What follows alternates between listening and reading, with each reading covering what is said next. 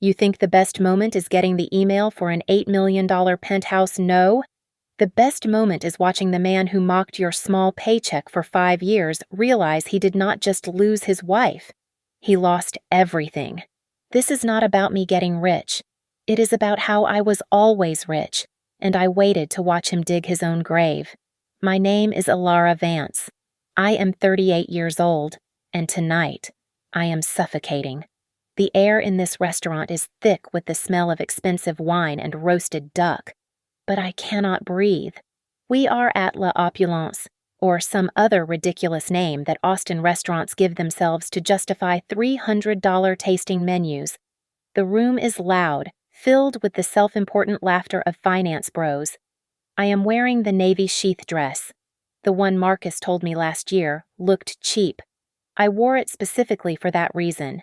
It feels like armor.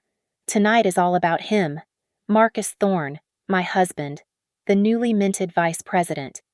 He taps his fork against a crystal wine glass. The ringing cuts through the noise. He is 3, maybe 4. Whiskey's in. His face is flushed with victory. Friends, colleagues. He beams, spreading his arms wide. Thank you. Thank you for coming out to celebrate this milestone. I sip my water. I keep the smile fixed. It is a specific smile, one I have practiced. It is the smile of the supportive, slightly dim, background wife. It is the smile he expects. I could not have done this alone, he continues. He turns his gaze to me, and the heavy warmth of the spotlight shifts. Every eye at the table follows his. I have to give a special thanks to my little wife, Alara. He pauses, letting the condescension land. I feel the heat rising on my neck. Little wife. She keeps the home fires burning, he says, almost chuckling. She does her part, managing the house with that adorable little paycheck of hers from, what is it again? Honey Quantum Data. He feigns forgetting the name. Quantum Data. He says it like it is a neighborhood newsletter. Laughter erupts from the table. It is not kind laughter. It is the braying of a pack. They are laughing at me. At the wife who clearly does not belong in their high-stakes world. Bill, one of the managing directors, slaps Marcus on the back, nearly spilling his drink. Thorne, you rogue. How do you manage seriously? How do you put up with a wife who has zero ambition? The smile is frozen on my face. It feels brittle, like thin ice over a deep, cold lake. Inside, the ice is cracking. Marcus throws his head back and laughs. It is a full-throated, arrogant sound. Ah, well, he says, wiping a tear of mirth. Someone has to be home to sign for the Amazon packages, right? More laughter. Honestly. He lowers his voice just enough to sound confidential, though everyone can hear. Her job is basically a hobby. It keeps her busy, gives her something to talk about. A hobby. The word hangs in the air, sharp and ugly. I hold his gaze. The smile does not slip, but my focus shifts.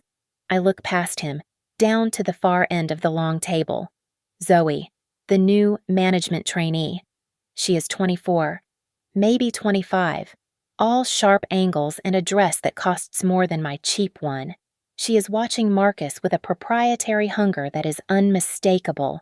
As I watch, Marcus, still basking in the glow of his joke, turns his head slightly. His eyes find hers. He winks. A slow, deliberate wink. Zoe giggles. It is a high, breathy sound, designed to flatter.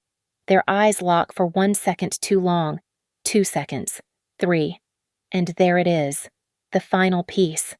I have known about the texts. I have suspected the late nights. But this is different. This is not just his usual careless contempt. This is not just ego. This is a performance. He is diminishing me, insulting my work, turning me into a punchline for her. He is showing his mistress, in front of his entire professional world, how completely irrelevant his wife is. He is establishing his dominance and my insignificance as part of their shared secret. My blood runs cold. The chaos inside me settles. It solidifies into something hard and perfectly clear. The ice is no longer cracking, it is a glacier. I pick up my wine glass.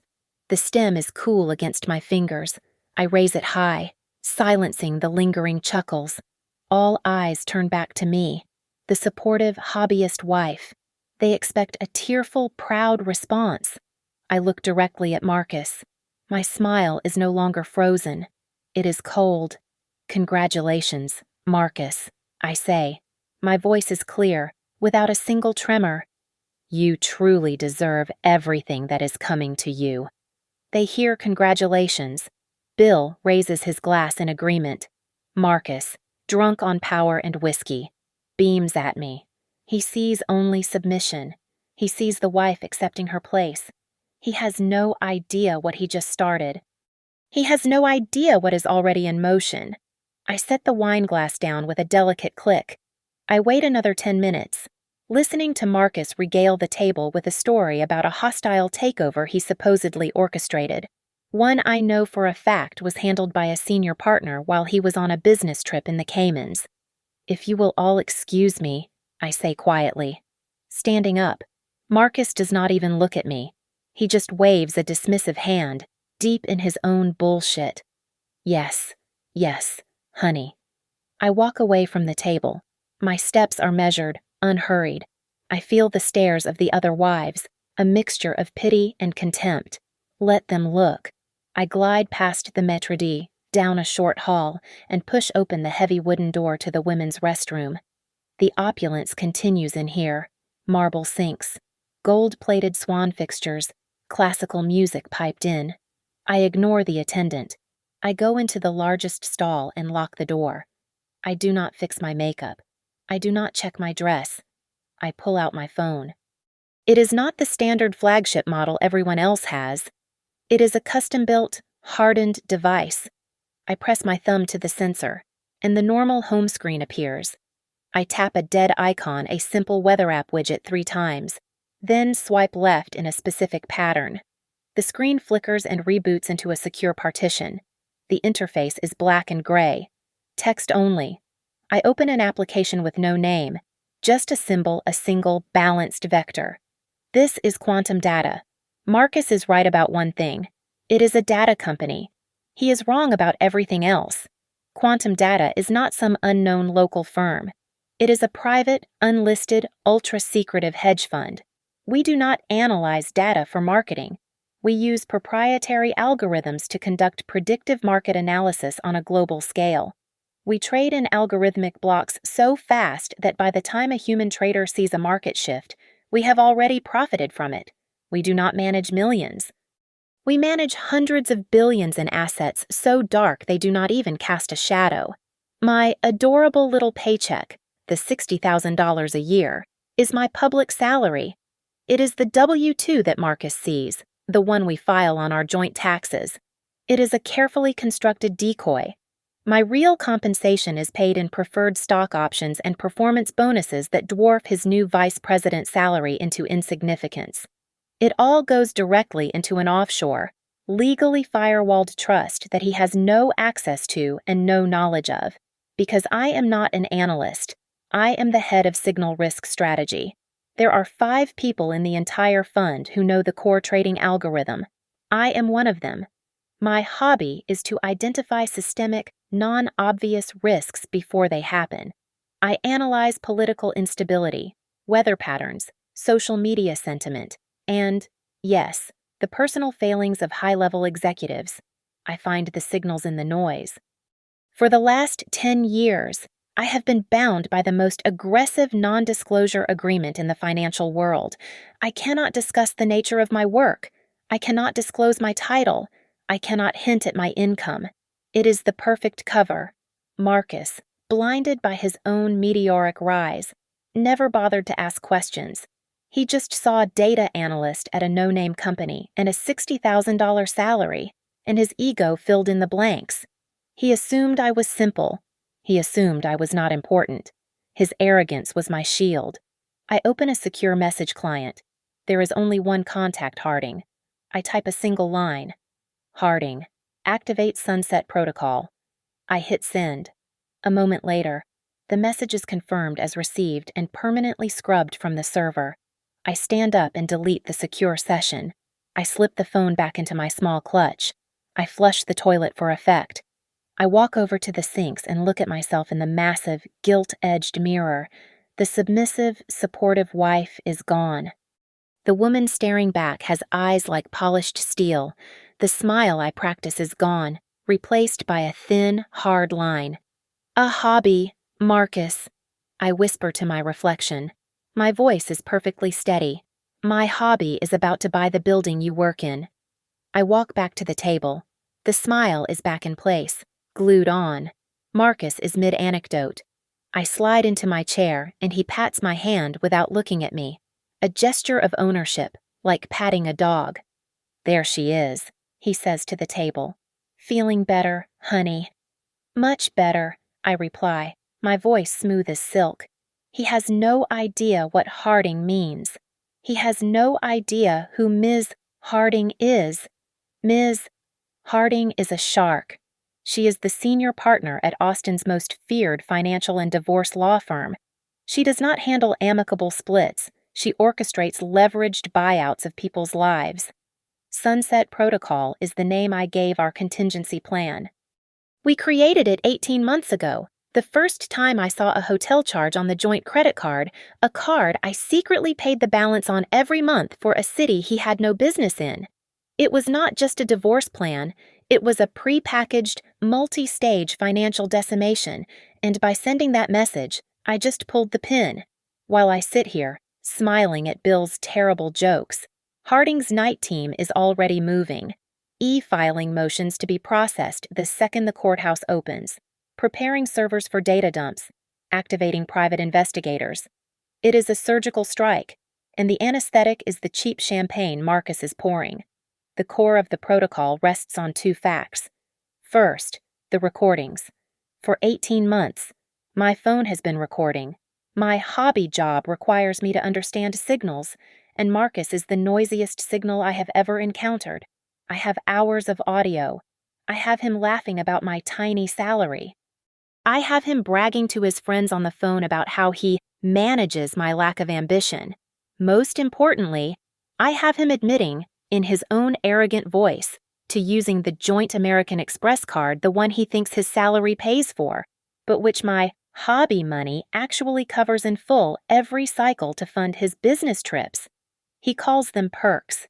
I have the receipts from the W Hotel in Scottsdale, time-stamped to match the audio of him telling Zoe he would handle the expense. The second fact is the one I am proudest of. It is the one Marcus handed me himself, 10 years ago, on a silver platter, our prenuptial agreement. When we got married, I was a Ph.D. student with debt, and he was the fast tracker at his firm. He was the one with the assets to protect. He was so proud, so condescendingly gentle when he explained that his lawyers insisted on it. It was just a formality, he said, to protect his future. His lawyer drafted a standard boilerplate document. Then, he sent it to my lawyer for review. My lawyer was Ms. Harding. Harding, even then, was a predator. She read it and inserted one tiny, harmless-sounding clause into Section 4, subsection B, a clause I have memorized. All assets derived from undisclosed income sources due to professional confidentiality requirements shall be considered separate property. Marcus and his high-priced lawyer read it. They did not blink. Why would they? In their world, I was the poor one. I was the academic. The idea that I, Alara Vance, would ever have undisclosed income sources protected by professional confidentiality was laughable to them. It was a clause that, in their minds, could only ever apply to him. He signed it without a single question, convinced he had just protected himself from my future mediocrity. He never knew he had just signed his own death warrant. He had legally walled off my entire 9-figure trust from his reach. The party finally breaks up after midnight. Marcus is loud and drunk in the Uber home, his arm slung heavily around my shoulder. "See, baby," he slurs into my hair. "I told you, Vice President. We are moving up. You did it, Marcus, I say, playing my part to the end. We get inside our house. The house I put the down payment on, from a bonus he mistook for a small inheritance. First thing next week, he says, stumbling toward the bedroom and kicking off one shoe. We are getting you a new car, a real car, something that does not look like you gave up. I am a VP now. My wife cannot be driving that thing. He flops onto the bed, fully dressed. He is too drunk to even take off his other shoe. I stand over him for a long moment, watching the smug, satisfied look on his sleeping face. The air is still. The house is quiet. It is the last moment of peace he will ever have in this life. I kneel down. I untie the laces of his expensive Italian loafer and slide it off his foot. I pull the comforter over him. Good night, Marcus, I whisper. I walk out, closing the bedroom door gently behind me. The protocol is active. The sun has set. I am not hungover. I slept for 3 hours in the guest room, took a cold shower, and was at Ms. Harding's downtown Austin office by 7 a.m. Her office is on the 40th floor, a steel and glass testament to expensive litigation.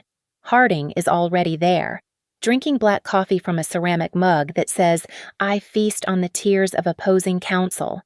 I almost believe it. A small speaker sits on her massive mahogany desk. My voice, cool and clear. Congratulations, Marcus. You truly deserve everything that is coming to you. Harding clicks the file closed. She looks up, her eyes sharp. Public humiliation, witnessed by his superiors and peers. Excellent. That solidifies the petition for emotional cruelty. It gives us leverage beyond the standard filing. She gestures to a stack of documents, easily 5 inches thick. As requested by the Sunset Protocol, we are not just filing for divorce. We are filing for divorce at fault, claiming constructive fraud and reimbursement of dissipated community assets. We are also filing for discovery on his professional accounts. I nod. The prenup holds. Harding almost smiles. The prenup is iron. That clause we inserted 10 years ago, it protects your trust, your stock options, every bonus. Your estimated $80 million in assets are invisible to him. He cannot touch them. He, however, she continues, tapping a different, thinner file, is a different story. Harding's background is not just law, it is forensic accounting. She slides a summary sheet across the desk. This is the real problem for Marcus. Texas is a community property state. Normally, that means a 50-50 split of the community estate. The house, the cars, I say. Exactly. However, we have documented proof that Marcus willfully dissipated, or, let's use the real word, embezzled community funds for the express purpose of carrying on his affair. She points to a line item. Over the last 18 months, we have tracked over $200,000. Hotel rooms, flights to Scottsdale and Miami under the guise of business, jewelry from Cartier, dinners at Uchi that you were not invited to, all paid from the joint account that you funded. He thought his salary was paying for it, I murmur. His salary barely covered the mortgage. Your hobby money covered his mistress. Harding leans forward.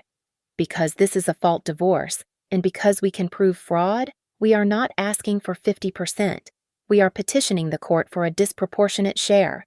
We are arguing that your share should be closer to 70%, plus full reimbursement of the $200,000 before the assets are even divided. He will be left with almost nothing. Shh, I sit back. This is surgical. It is brutal. It is exactly what I paid for. That, Harding says, is the divorce. Now, for the fun part. She pulls out one last file. It contains a single sheet of paper, a printout of a social media profile. The mistress, Zoe. Harding pushes the paper toward me. Her full name is Zoe Prescott. I look at the name. It scratches at my memory. Prescott. Prescott. Why do I know that name? Randall Prescott. Harding says, her voice flat and cold. The air leaves my lungs. Randy Prescott, his client. His biggest client. Harding corrects. Marcus just spent the last 6 months wooing Randall Prescott. 2 weeks ago, he succeeded. Prescott moved his company's entire $50 million pension fund under Marcus's management at the firm. It was the win that secured his vice presidency. I stare at Harding. The pieces slam into place with the force of a car crash. Marcus is not just cheating. He is not just an arrogant fool. He is sleeping with the daughter of his new $50 million client. He is risking his entire career and the reputation of his firm on an affair with an intern. He is an idiot, I whisper. He is a spectacular idiot. Harding agrees. He is a walking signal risk. And a signal, my dear, is about to become a very loud noise. Harding picks up her phone. We file in 1 hour. The process server is already on his way to Marcus's office. The days between that dinner and Friday evening are a strange, suspended reality. I go to my office. I analyze risk. I move billions of dollars between markets. Marcus goes to his office, basks in his new promotion, and takes Zoe to long lunches, all of which are meticulously documented by Harding's investigators. I am living in the quiet, pressurized cabin of an aircraft that is about to experience catastrophic failure. On Friday, Marcus comes home vibrating with an almost manic energy. He bursts through the door, not even loosening his tie. "Ilara, get your shoes on. I have a surprise for you. No, forget the shoes. Just come on." He grabs my hand, his palms sweaty with excitement, and literally pulls me out the front door and onto the driveway. Sitting there, gleaming under the porch light, is a brand new Lexus SUV. It is enormous, offensively white, and has a stupid, giant red bow on the hood. It is the most tasteless, predictable vehicle he could have possibly chosen. "Ta-da!" he shouts, spreading his arms wide as if he just revealed a pyramid. "I did it. I traded in that sad little sedan of yours. No more embarrassment. I just stare at it. Well," he prods, bouncing on his heels. "Aren't you going to say something? It's a car, Marcus." "It's not a car." "Ilara, it's the car. This is what a vice president's wife drives. Not that thing you had to be done." He fishes in his pocket and pulls out the keys, dangling them in front of my face. "I know you could never afford something like this on that adorable little paycheck of yours, honey," he says, his voice dripping with magnanimity. "So I took care of it, handled the financing and everything. You do not have to worry about a thing." He presses the keys into my palm. His skin is warm. Mine is cold. I know exactly how he handled it. I have been monitoring our joint accounts hourly. I saw the $20,000 down payment post this morning. He financed it using the last available cent of our joint home equity line of credit, the HELOC he insisted we get for renovations, but which he has been dipping into for his expensive suits and client dinners with Zoe. He just strapped a $1,000 a month payment to our finances. He thinks he is a king bestowing a gift. In reality, he is a drowning man handing me an anchor. It's just so generous. "Marcus," I say. My voice is perfectly flat, but he is too high on his own supply to notice. He hears the awe he expects. "That is me, baby, generous," he says, wrapping an arm around my shoulder and pulling me into a one-sided hug. "Just do me a favor and keep it clean. We have an image to maintain." He pats the gleaming white hood, a look of profound self-satisfaction on his face. He has no idea. He has no idea that at 9 a.m. on Monday, when Ms. Harding's associate files the petition, an automatic temporary restraining order goes into effect. It is standard in Texas. It freezes every joint asset, every shared account, every line of credit. This Lexus, which he cleverly financed using our home equity, but which is titled solely in his name, immediately becomes his sole responsibility. That massive monthly payment, the ballooning insurance premium, he just used the last of our shared money to buy himself an illiquid, depreciating asset that he, personally, cannot afford. I slip the keys into my pocket. The metal is cold. I look up at him, forcing the last vestiges of the submissive wife smile. I love it, I say. He grins, completely satisfied. I knew you would. I will, I add, turning to walk back inside. I'll drive it to a very important meeting I have on Monday morning. It is Monday, 11 a.m. Marcus Thorne is in his new glass-walled corner office. His feet, still in their expensive Italian loafers, are propped up on his massive mahogany desk, right next to a gaudy congratulations gift basket. He is leaning back in his high-backed leather chair, phone cradled between his shoulder and ear, laughing. No, you were amazing, he purrs into the receiver. I know he is talking to Zoe. Listen, I will handle my father-in-law. Do not worry about a thing. No, she has no idea. She's just, Ilara, happy in her own little world. There is a polite knock on his open office door. A man in a nondescript gray suit, holding a thick manila envelope, is standing there. Marcus holds up a finger, annoyed at the interruption. Hang on, babe, he says into the phone. He lowers it. Yes, what is it? If it's another fruit basket, just leave it with my assistant. The man does not smile. He takes a step inside. Mr. Marcus Thorne. That's me. What do you want? Marcus says, his impatience growing. The man places the thick, heavy envelope squarely on the desk, right on top of Marcus's desk blotter. You've been served. Marcus stares at him. Then he barks a laugh. Served? Is this a joke? Did Bill put you up to this? Have a good day, sir. The man turns and walks away. Hey, what the hell is this? Marcus yells after him, but the man is already gone. What is it? Baby, Zoe's voice tin cans from the phone. Some idiot I do not know. A prank. Marcus rips open the clasp on the envelope and pulls out the stack of documents. He thumbs past the cover sheet. His smile does not just fade. It shatters. He reads the words. In re, the marriage of Ilara Vance and Marcus Thorne. Petition for dissolution of marriage. He drops his feet to the floor with a thud. Zoe, let me call you back. He hangs up before she can reply. His eyes scan the page, his blood turning to ice water. Temporary restraining order. Immediate freeze of all joint assets. Petition for reimbursement of dissipated community funds. Constructive fraud. What? His voice is a dry whisper. What is this? This is insane. She can't. At that exact second, a sharp, formal rap echoes on his glass door. He looks up, heart pounding. It is not a prank. It is Bill Henderson, the CEO of the firm, and Ms. Davies, the stone-faced head of human resources. Their expressions are not congratulatory. They look like executioners.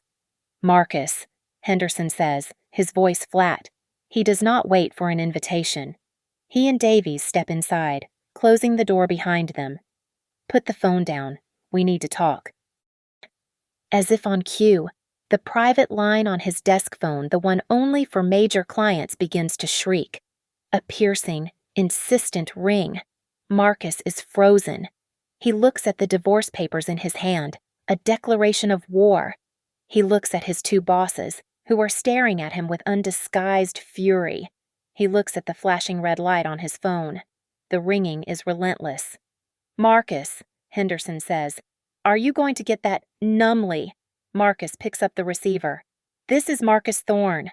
A roar erupts from the earpiece, so loud that Henderson and Davies can hear it from across the desk. Thorne, you goddamn son of a bitch! Marcus recoils, holding the phone away from his ear. He knows that voice. Mr. Prescott Randall, I do not understand. You understand this.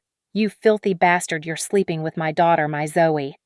Marcus goes completely, totally white. He looks at Henderson. He looks at Davies. Their eyes are wide. They heard. Randall, I can explain. Explain that you're a liar, that you've been poisoning my daughter. It's over. Thorne, I'm pulling the fund. I'm pulling every last cent. You're done. You're done. You hear me. The line clicks, followed by a deafening dial tone. Marcus slowly places the receiver back in its cradle. The silence in the office is absolute. At 10:59 a.m., 1 minute before the process server stepped into Marcus's office, a bonded courier delivered a different package to the personal office of Randall Prescott. It did not contain divorce papers. It contained a meticulously organized file. It contained photocopies of the Cartier receipts. It contained the flight itineraries to Scottsdale. It contained the folios from the W Hotel, billed to a joint American Express card. It contained a clear, itemized list of every dollar Marcus had stolen from the community property to fund the affair. Ms. Davies is the first to speak. Her voice is cold. Marcus, we just received an automated alert. The Prescott Pension Fund, all $50 million. It's being liquidated from our management. Effective immediately. Henderson leans forward, placing both palms on Marcus's desk. What? He says, his voice a low, dangerous growl. Did that man mean you're sleeping with his daughter? Marcus is trapped. The divorce papers in front of him are a death sentence for his finances. The two executives standing over him are a death sentence for his career. The screaming ghost on the phone was the death sentence for his reputation. He opens his mouth. Nothing comes out. He has no idea what just happened. The investigation is a formality. Marcus is placed on immediate, indefinite suspension. He is not allowed to take his files, his laptop, or even the half-dead plant on his windowsill. A stoic security guard whose name he never bothered to learn walks him to the elevator, carrying a small cardboard box with his desk photos and the congratulatory gift basket. The guard rides down 40 floors with him in complete silence. When the elevator doors open to the main lobby, the guard gestures for him to exit. Marcus walks out, the box in his arms, past the reception desk where employees are watching him with wide, curious eyes. The guard follows him out the revolving glass doors and onto the sidewalk, only leaving once Marcus is standing by the curb. He is shaking, a mixture of rage and adrenaline.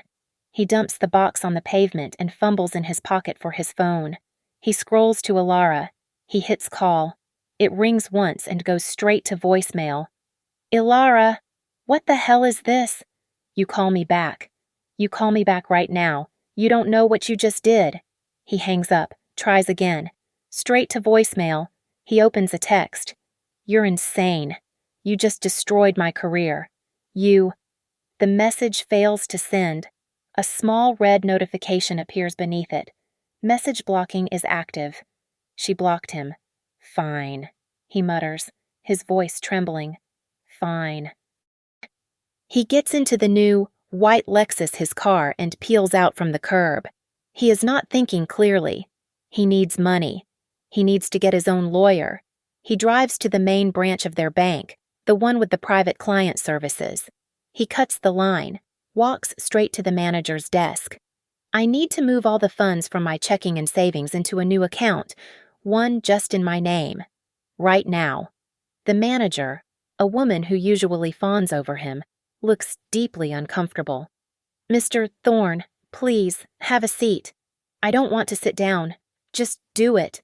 Sir, I'm afraid I cannot do that. What do you mean? You can't. It's my money. Mr. Thorne, she says, lowering her voice. I am unable to access any of your accounts. It appears, sir, all of your joint assets have been frozen by a court order, effective this morning. He just stares at her. All of them. The checking, the savings, the money market account, and the home equity line of credit. They are all locked, pending a hearing. I'm sorry. He walks out of the bank. He is not just angry now. He is afraid.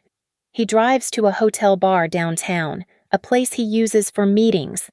He needs a drink. He needs to think. He sits at the dark wood bar and orders a Macallan 18. He drinks it in one swallow and signals for another. Just leave the bottle, he snaps. The bartender eyes him. I'll need a card for that, sir. Marcus slaps his wallet on the bar.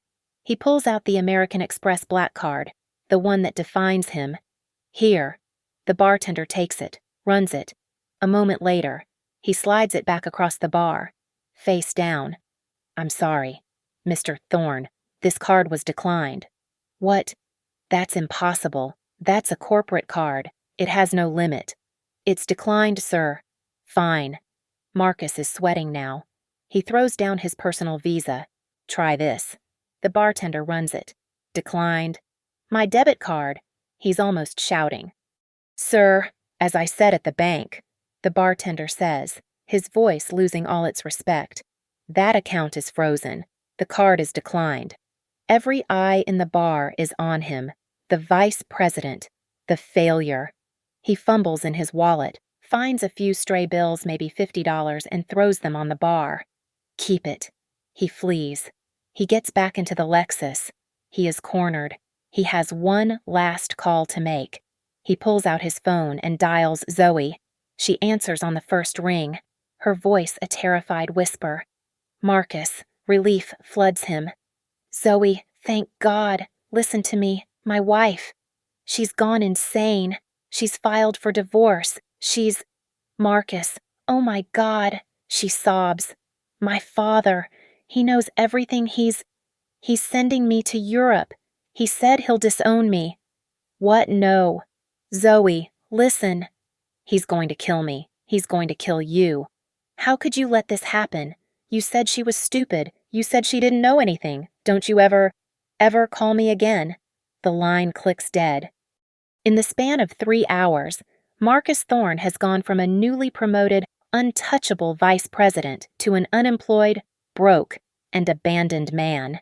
He has nowhere else to go. He drives home, the new car smell of the Lexus suddenly making him nauseous. He pulls into the driveway. The house looks the same. Quiet. Normal. He uses his key. The lock clicks. He opens the door. Ilara. The house echoes. The living room is empty. The rugs are gone. The Italian sofa is gone.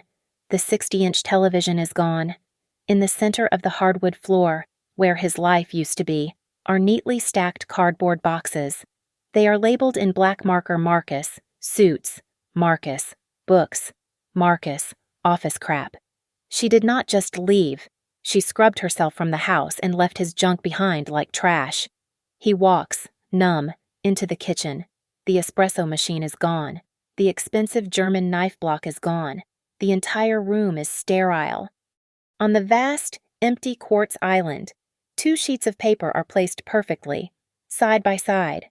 The first is a legal filing, a temporary restraining order, signed by a judge. It orders him to stay 100 yards away from Ilara Vance at all times. The second is a real estate notice, a notification that, per the divorce petition, the community property home is being immediately listed for sale to satisfy the division of assets. He is not just locked out of his bank accounts. He is locked out of his life. He is in hell for 2 hours before he finds a way. He is probably at a bar, begging to use the bartender's phone.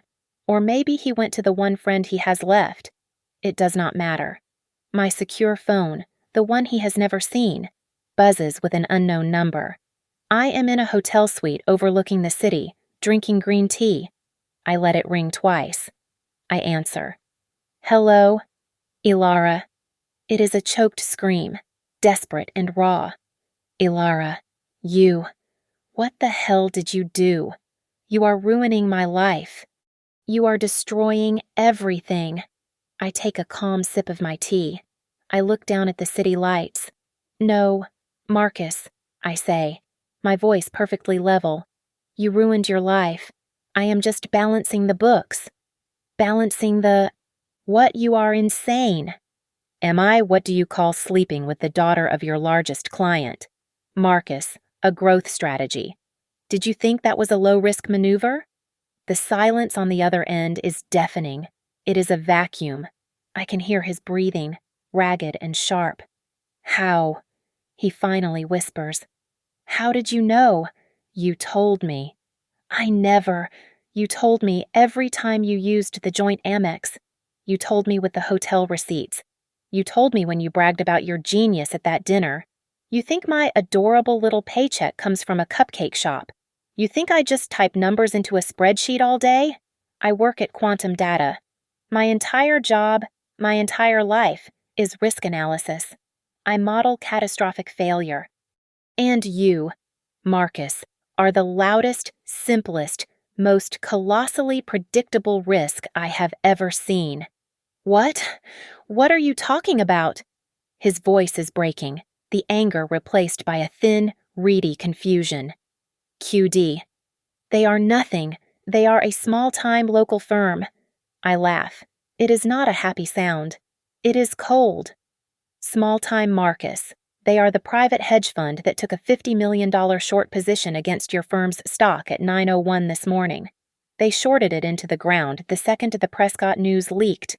A trade, I might add, that I personally recommended 3 months ago.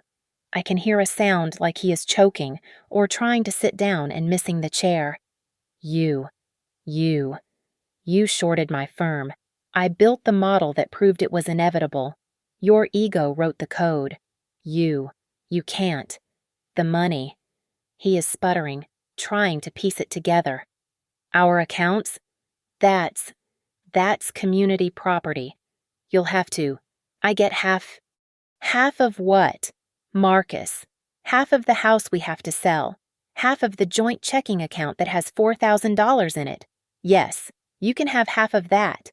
But my money, the real money. I pause, letting him hang on the line. You remember that prenup. Marcus, the one you were so proud of, the one your high-priced lawyer drafted to protect your big future from poor little Ilara. You should have read it. Your lawyer did not, but Ms. Harding did. I stand up and walk to the window. Section 4, Subsection B. All assets derived from undisclosed income sources due to professional confidentiality requirements shall be considered separate property. You signed it. You protected all my stock options. You protected all my performance bonuses. You protected the tens and tens of millions of dollars you were too damn arrogant and stupid to ever even ask about. A sound comes through the phone. It is a desperate, broken sob. Millions, he whimpers. The roar is gone. The man is gone. It is just a small, pathetic sound. Ilara, wait, Ilara, please. We can fix this. I can change. I am sorry.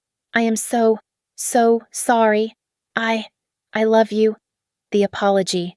The last, desperate move of a failed strategist. It is too late, Marcus, I say. My voice is flat. There is no anger left. Just finality. Goodbye. I am about to hang up, but I remember one last thing. Oh, and that new Lexus. The one you bought with the last of our shared credit. Enjoy the payments. You deserve to have something that isn't cheap. I end the call. It takes 2 weeks. 2 weeks for the world to collapse. The investigation at his firm concludes in 48 hours. Marcus Thorne is terminated for cause gross ethical violations, breach of fiduciary duty, and conduct detrimental to the firm. There is no severance. There is no polite resignation to save face. His unvested stock options are clawed back. He is walked out, this time for good. He tries to call his contacts. He discovers he has none. The story of Randall Prescott is a toxic plume that has spread through the small, insulated world of Austin finance. No one returns his calls. The headhunters who hounded him a month ago now reply with curt, automated emails. He is not just unemployed, he is blacklisted. He is still sleeping on a pile of his unpacked clothes in the empty living room when the tow truck arrives. It is early, just after dawn. The sound of the alarm on the white Lexus. His Lexus shrieks through the house. He runs outside in his boxers, screaming, "Hey, that's my car! What are you doing?" The driver does not even look up from the winch. Repo order, buddy. Non-payment. Non-payment. The first payment isn't even due yet. Loan was contingent on your employment. The man calls back, hooking the chain. Financing was revoked. Bank wants its property. Marcus watches the shining, tasteless monument to his own ego get dragged down the street, its alarm still wailing. He is left standing on the oil-stained driveway, alone. The house is next. Harding is not merciful. She is efficient. It is a court-ordered forced sale. We do not wait for the spring market. We do not stage it. We take the first all-cash offer that comes in, which is $300,000 below market value. We are not maximizing profit. We are liquidating. The final division of assets is not a negotiation. It is a sterile execution. Marcus is there, at Harding's office, sitting next to a court-appointed lawyer who looks exhausted. Harding slides the final settlement statement across the table. The proceeds from the quick sale, minus the $200,000 in reimbursement to me for the dissipated funds, minus my legal fees, which the court, citing Marcus's fault, assigned to him, minus the penalties for the HELOC he defaulted on. His lawyer reviews the column. After all debts and reimbursements, the man says, Mr.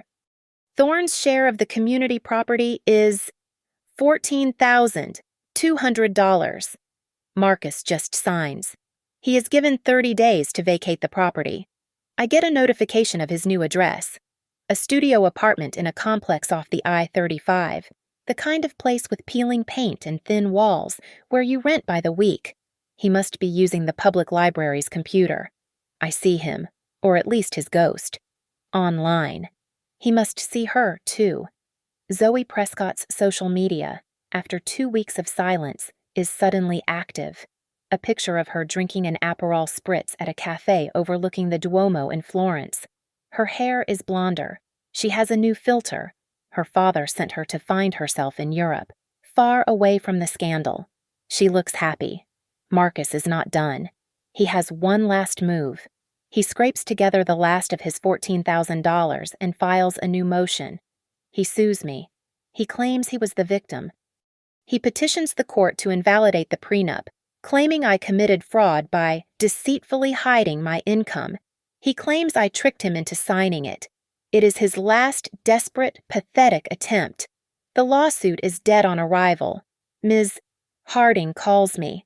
She sounds almost bored. The judge dismissed it. He dismissed it just like that, with prejudice. Harding clarifies, which means he can never file it again. The judge, and I am quoting from his ruling, found the motion frivolous and insulting to the court. He pointed out that the prenup was demanded by Mr. Thorne himself, and then he specifically cited Section 4, subsection B, our little clause. I can hear the smile in Harding's voice. The judge ruled that Mr. Thorne explicitly agreed that assets protected by professional confidentiality were separate. He ruled that my failure to disclose was not fraud. It was me abiding by an agreement he signed. He ruled that his failure to inquire was not my deceit. It was his own profound and fatal negligence. She pauses. He's done, Ilara. He trapped himself in his own legal maneuver. He has nothing left to fight you with. I hang up. I imagine Marcus getting that news, standing in his tiny, beige-carpeted studio. He must finally see it. He must finally understand the awful, elegant truth. His arrogance was the weapon. His ego was the knife. I did not have to do anything. I just let him sign his name. It is 1 month later. I am in the lobby of the Ethel. This building is not just a building. It is a statement. It is a sheer glass and steel monument to New Austin money, the kind of place that makes Marcus's old firm look like a forgotten relic. The lobby is silent, cavernous, and smells faintly of white tea and polished marble. I am sitting at a heavy glass desk across from a title agent. In front of me is the final stack of documents. My work at Quantum Data is finished. That beautiful, perfect trade, the one that used Marcus's downfall as a market predictor, was my masterpiece.